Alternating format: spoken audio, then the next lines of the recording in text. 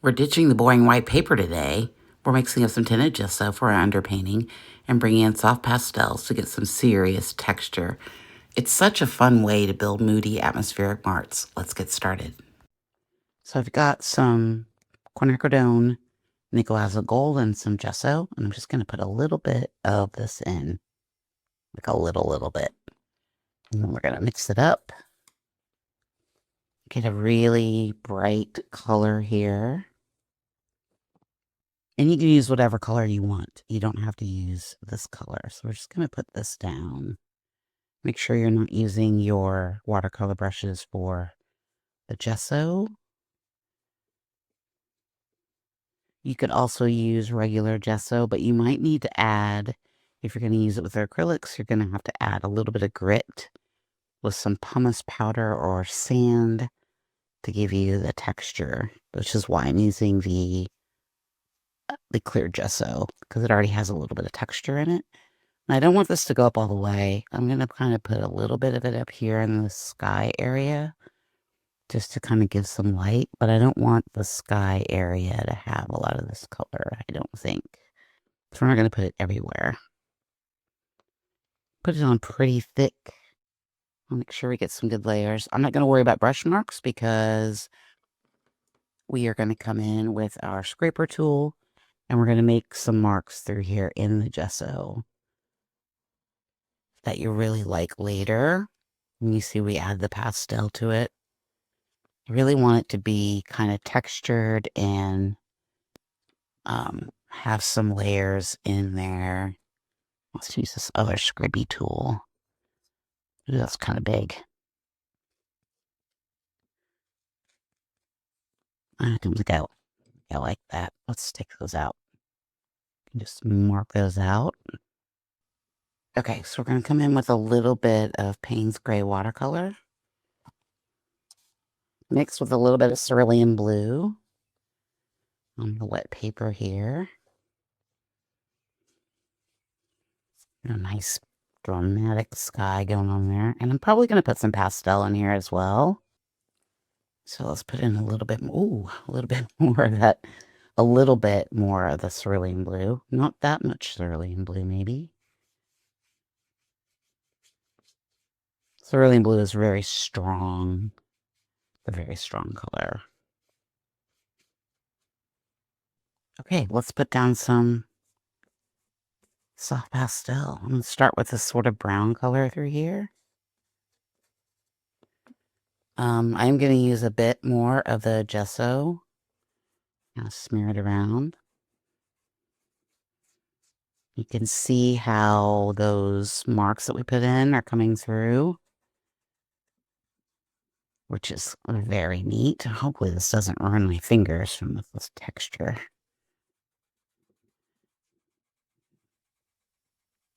Ooh, I like this a lot. This is very fun. It's so fun painting with your fingers.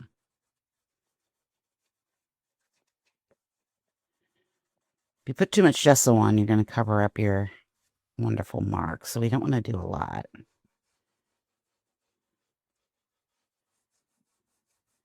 I kind of just want a little bit of that yellow showing through. So this is sort of a green color, like dark green. So let's put that in and see what happens. Trying to define the space a little bit.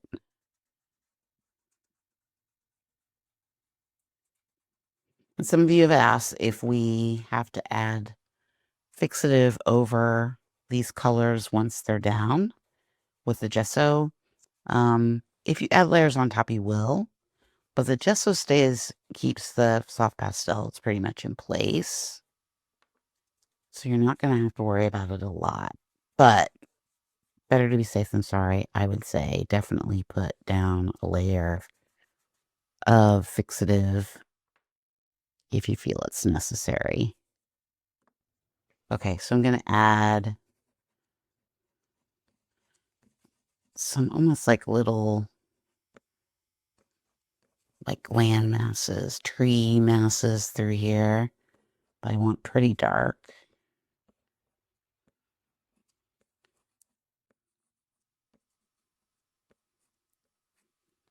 implied something back there. Let's just come in and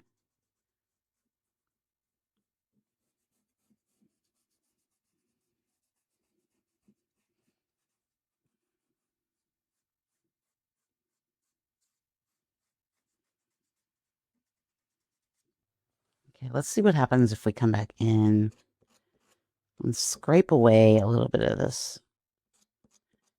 gesso or the soft pastel layer. It's bringing through just a little bit of that undertone through there. It's giving us a little bit more texture, which I like.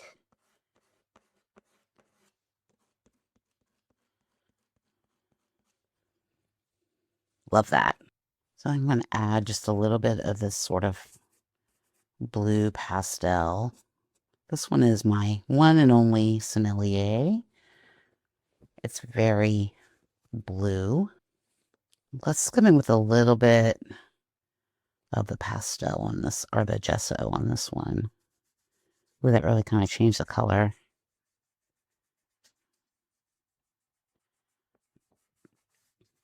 Really trying to create some good drama.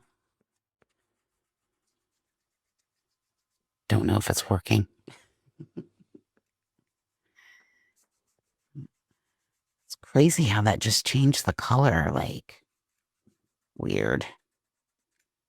Let's come in with some of the sort of white,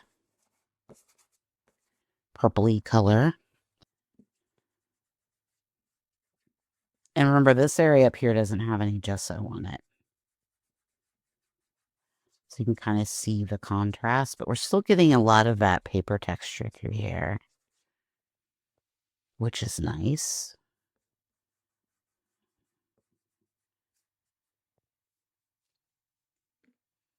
I'm going to add some of this peachy tone through here.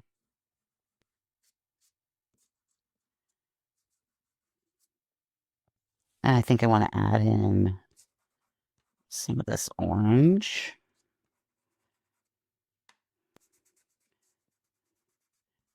I think I'm getting better at the pastels. I'm still not a master. It can still, it's a lovely medium, but it can be very fickle, almost like watercolor. Okay, I like what's going on there. Does it need more? I think I might need a bit more of this sort of white.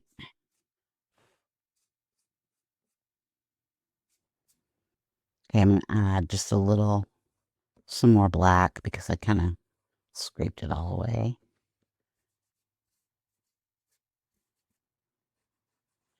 Like that mark coming through there.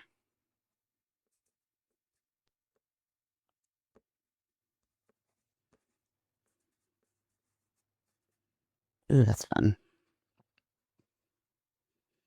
Maybe it needs to be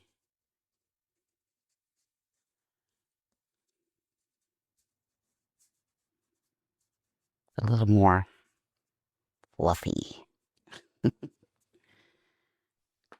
Okay, I think that works. So I'm wondering what would happen if I put just a little bit of acrylic ink over it. Like, I don't know if that's gonna mess it up. Let's try it and see. Okay, let's just, okay, there we go. It felt a little flat through here. Let me mix up some of that with the gesso, just in case we have to come back in. I've mixed acrylic with gesso before, but never on the page. I just wanted a little bit more of that light coming through there, if that makes sense. I didn't want to add more pastel. It made it more green, which I'm okay with. Okay, so I think I want to make this a little darker. down here. I think it just needs a little bit of dark to kind of compete with what we got going on up there.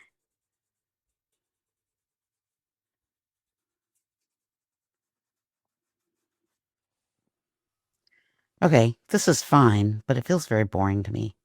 Let's add some of this purple through here.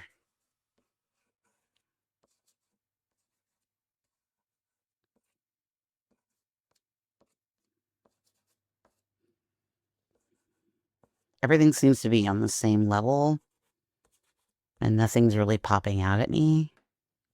Well, I think that did something. Do I want to rub it in, or do I want to just sort of... See what happens when we add just a little bit of this sort of light gray-green.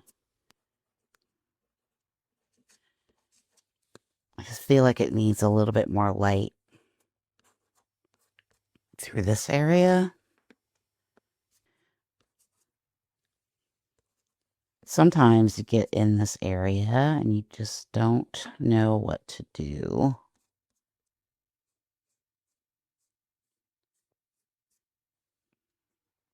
Okay, I like that. I think that did something. All right, let's put a black mark in. See what we can do with this. See if this is going to do anything. This is a charcoal pencil, I think. It's already pretty dark. I don't like that. So I don't think it's going to do much, but maybe we can just add some interest marks through there.